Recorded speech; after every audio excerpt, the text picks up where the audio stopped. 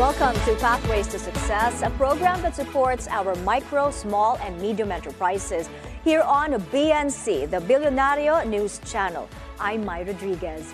Today's guest has gotten TV viewers rolling with laughter in his comedy stints, which later branded him as Boy Backup. But the name has never really left the limelight. He continues to take the mic heartily as an events host, now under his own name.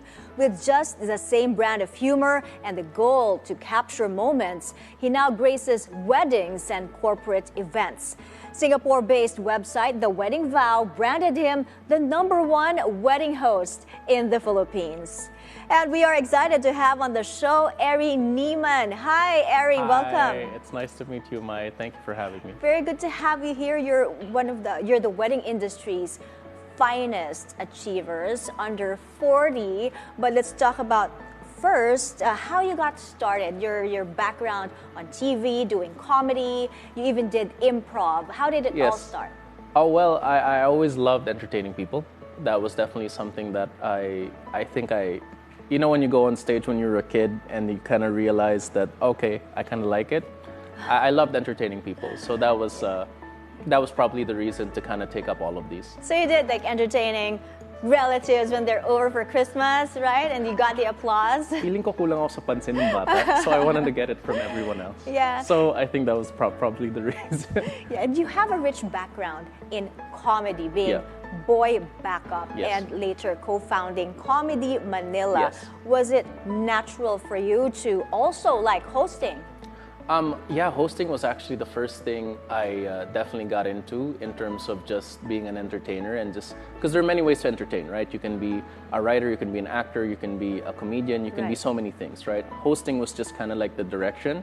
I was actually a host first before Boy Backup happened.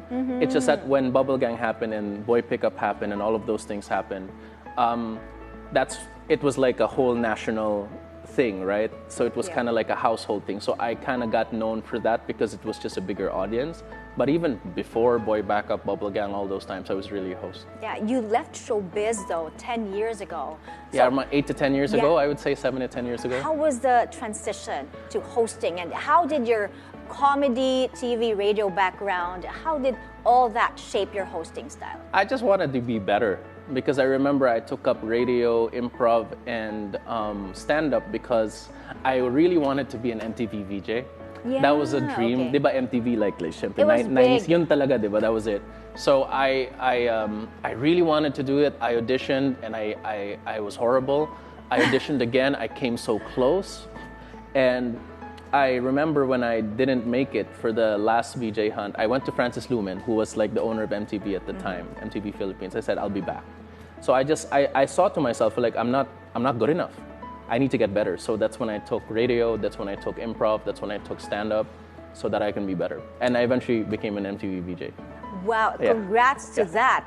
Yeah, right. So transitioning from being an MTV VJ, doing radio and doing acting, how was that like?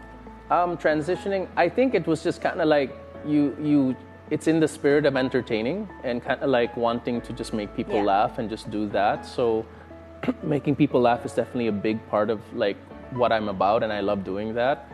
So acting was just kind of like a way to do that. Like, and making people laugh through stand-up, through improv, through Bubble Gang, through acting.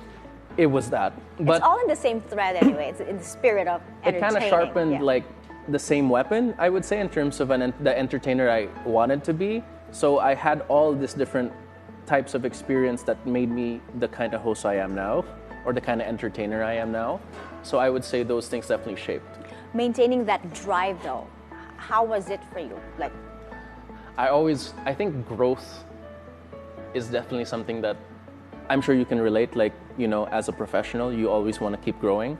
You can never really say that you're the best already. Exactly. Or you're at where you are at your craft. Yeah.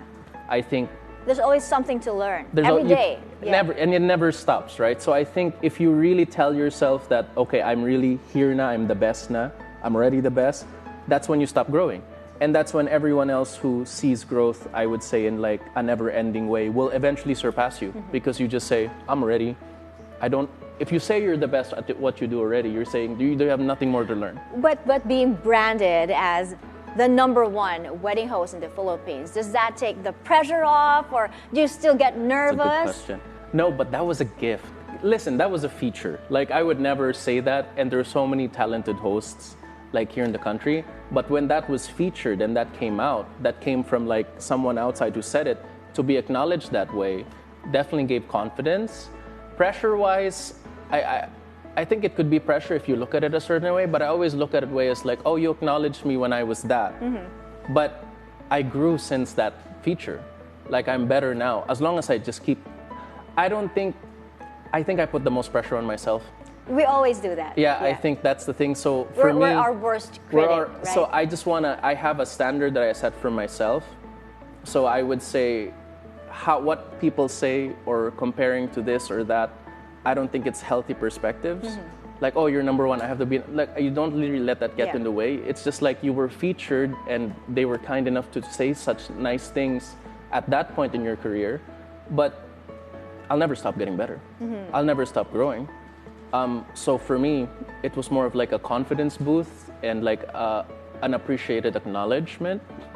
But I think that if you let something like that get into your head, that's kind of the beginning of like it's going to be your downfall. It's going to be your downfall, because then it's an ego thing. It's not like you're making it about you na. And I think the ones who really do it, who really get to a high level, do it really for others or in service for others. So describe a good host to me. What would you consider as a good host? I would say someone, because when you're in front of people, it's very easy to make it about you, especially if you're the ones being looked at, because it's you, right? And there's a natural fight or flight response when you're in front of a crowd. It's very understandable to want to do good or want to show something that you feel people would like, and it's a very human thing. But I think when you finally get over that, and it's not about how you sound or how you do or how you're perceived, it's more of what you can give. I think the best hosts really have it in their heart and their mind to make it about something bigger than themselves. But it's very easy to make it about yourself if you're in front of people, right? It's really easy because you're just like, I have to be this. Especially I don't want to make a mistake. Especially if you're the center of attention. With that crowd. And you understand this because you're on camera. Like, it's very easy to make it about what you feel you need to do because you don't want to screw up. And that's a normal human thing. But I think the ones who really can make it about what's bigger than you,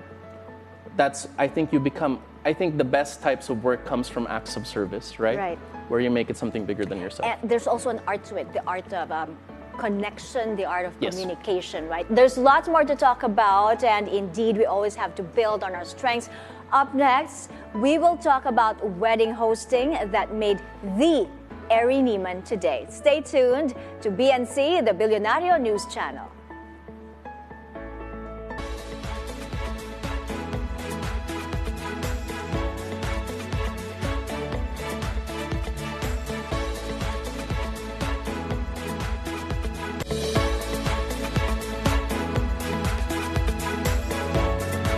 And shine, ladies and gentlemen. I'm Paolo Del Rosario. Get ready because we prepared a lot of great content for you to make the day even better. And hello, I'm Moni Tuzon, bringing you a wave of positivity and a splash of happiness. I'm Ann Asis Carrillo. Let's dive into some serious fun, and more fun. Of course, we hope you found some inspiration. And good vibes. Every day is a beautiful day. On BNC, the Billionario News Channel. It has no authorization. We hope and pray that it will not. Right. Thanks for having me here. An orchestrated By myself, basically. We always say that.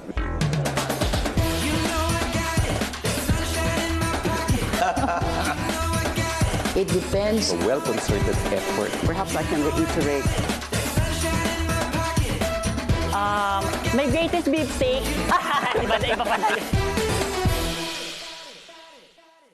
Good morning, everyone. BTS fans gathered at Ayala Triangle in Makati. In a podcast interview, King James said he is excited for training camp. Bronny James. SB19's Josh Cullen and Beanie's dancing to his song 1999. It has been a wonderful day. Remember, every day holds a new adventure. And we'll be back tomorrow with more positivity and good vibes. A beautiful day. on BNC, the Billionario News Channel.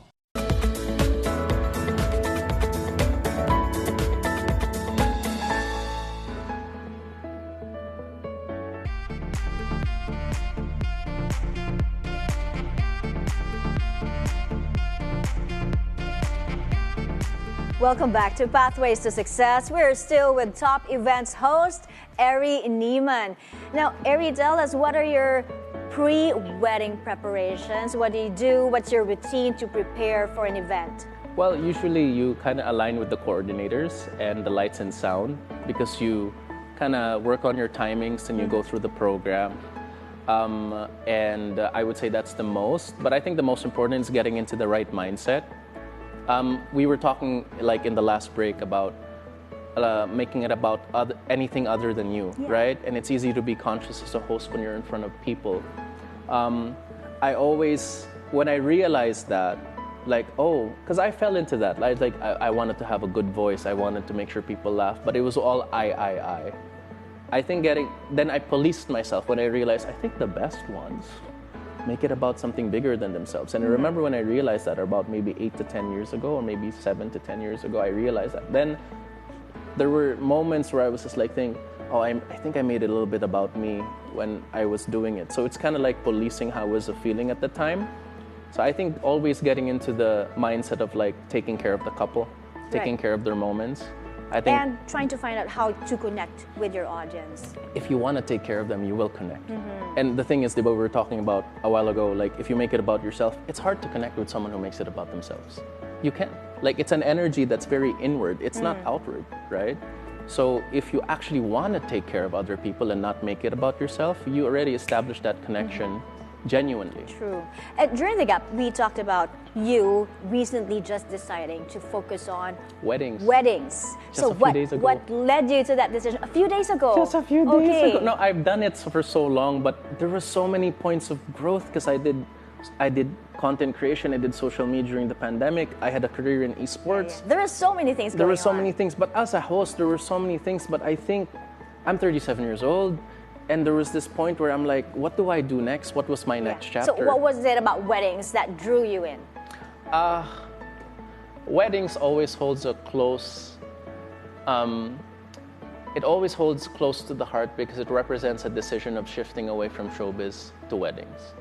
And the reason I did that is I met my girlfriend at the time, who is my now wife. And I realized I wasn't really the type of person, let's call it, that when I met my girlfriend, I wasn't the best person who I would say could take care of relationships. And I was seeing this crossroads in my life. If I stayed in showbiz, I don't think I might not be the person who would turn into the kind of man that can keep this woman. Which is my wife there that you see now, and that's our son right here. Beautiful. So when I realized that weddings was a representation, like maybe I'll do more weddings and I'll do this industry more. Because one, it felt good, and two, if I'm around the type of people that makes committed decisions or the type of people that I want to be, maybe I'll turn into that type of person. So weddings actually always holds that special decision. So it changed you more than you expected. Because you will be your environment, right? And I mean, showbiz can be great and can make a lot of people happy, but you understand show business, the environment sometimes, you know, in terms of like, it can get a little bit superficial. And the kind of man I was then, I don't think it would help shape me in terms of the kind of man that could keep my wife and my girlfriend at the time. So it does represent that decision and the kind of man I right now. So weddings does have that hold. The wedding industry is huge. And it's constantly evolving right? It is. Tell us, how do you brand yourself? You have to market yourself, of course. So tell us more about your branding of capturing moments.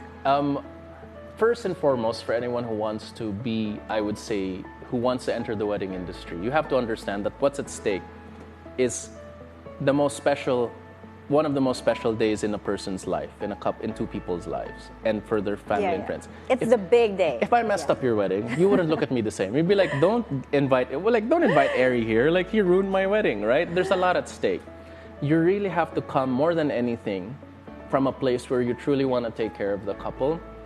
And one, you also not just want to have that mindset, but have the skill and experience to be able to. So you need experience. You can't just have the right mindset, but you also have to have the right experience to know how to take care of the couple and know how to take care of the program, know how to take care of the day. If you're not good enough, there's not much to market.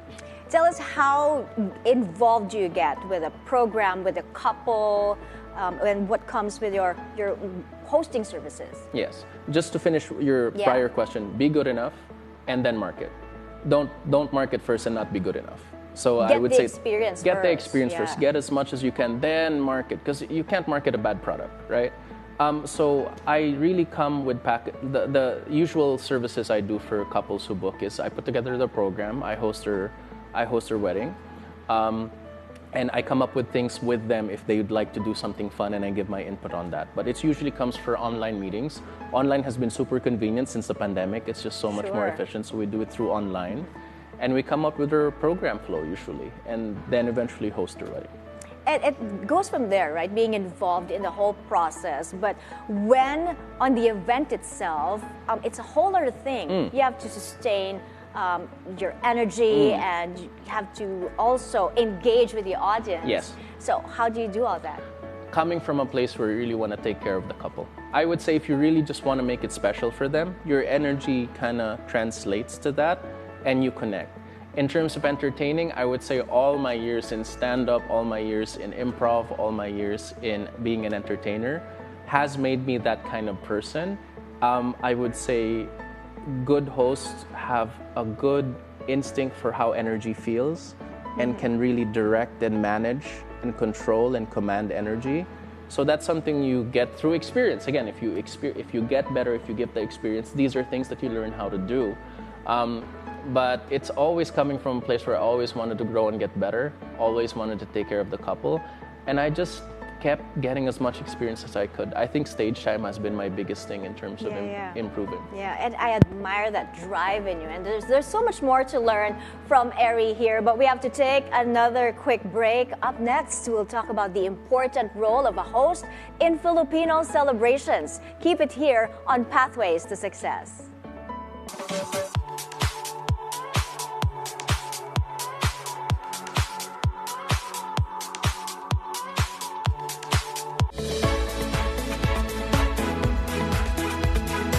This is the scorecard where you score the latest news and in-depth views. I'm Anton Rojas, and this is tonight's Roundup. On the scorecard tonight, feel like you're somebody who has that desire. Tell us about your experience. Get ready for a thrilling clash, thrilling hostilities, and keep your eyes on the prize. Sports is our business, and business is our sport. This has been the scorecard. 10 p.m. on BNC, the Billionario News Channel. Surviving the day starts with knowing the weather. So we're giving you everything you need to know to stay safe, rain or shine. Tropical storm Enteng already out of the Philippine area of our responsibility. The death toll due to severe tropical storm Enteng and the enhanced southwest monsoon in Antipolo City has risen to 8. Weather HQ with Paulo Del Rosario, 9 a.m. on BNC, the Billionario News Channel. I'm attorney Karen Jimeno. Join me at the forefront as we zero in and discuss the details of some of the most pressing national issues that our country faces. You mentioned there are 5 PNP officials who are also involved. Who are these 5 PNP officials? What makes the PAOCC more effective in dealing with organized crime? The political scene and government issues. These should be our concern, and we're taking you at the forefront.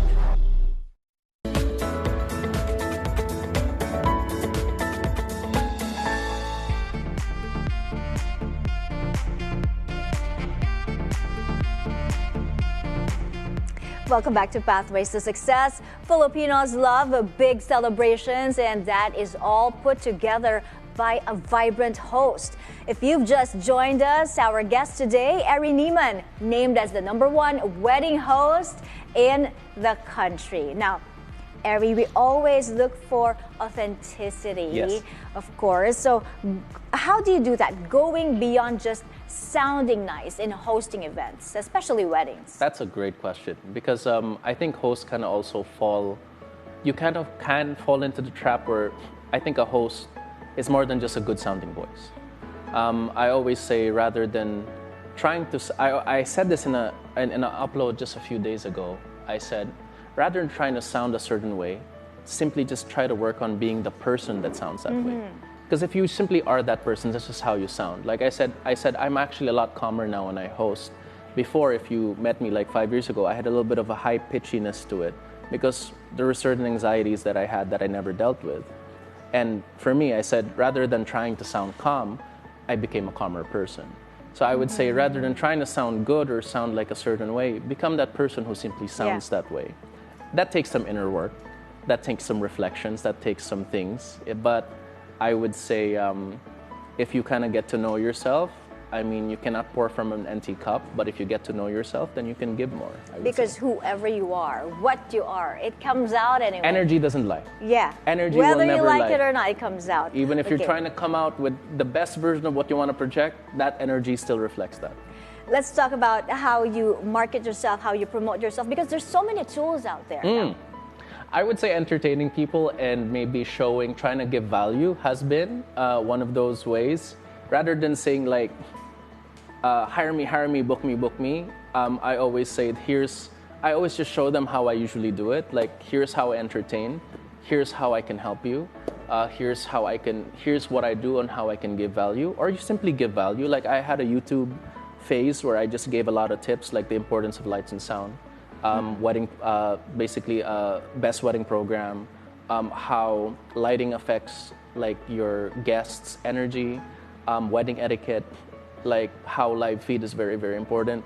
Those are things I put out, because if you show them how you can help them and you actually help them with your content, I would say showing how you can give value to people is probably the best way to kind of let them know that you can actually help them and give them value and give them service, versus like saying, book me. Because it's a very self thing if you tell them, book me, I'm important. Book me, rather show them rather than tell them. Before we go, one final advice you can give to our viewers, for those especially who are thinking of going into the wedding hosting business or just hosting events. Get good enough. Get as much experience as you can. You have to understand your role in terms of being able to protect and take care of the most important, if not one of the most important memories and moments of like two people's lives and their families. Understand the responsibility that is within your hands. Get good enough, have the skill to be able to take care of them consistently. Once you get good enough, that's when you start marketing. But if you're not good enough in your marketing, you say you can take care of them, and you don't, you affect one person's or one couple's memories, and that's how they'll remember their wedding day for the rest of their lives. So know what you're getting into, know what you're responsible for, and get good enough to take care of them. We learned so much from you, Eri, today, and follow Eri on social media. You will learn so much more. Thank you for joining us on the show. Whether you're a host or an entrepreneur, it always helps to pay attention to the details and to put your heart in everything that you do. That's our episode today on Pathways to Success. See you again on Monday here on BNC, the Billionario News Channel. I'm Mai Rodriguez. Thank you for watching.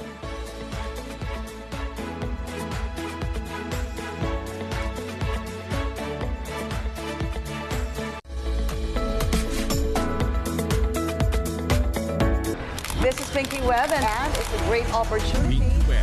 Ang inyong lingkod si Corina Sanchez Rojas. Corina Sanchez. As they uphold their mission is to be proud Dalawang of what we mamamahayag do in na our subok lives. sa tapang at talino. To talk with all of you. Maraming salamat.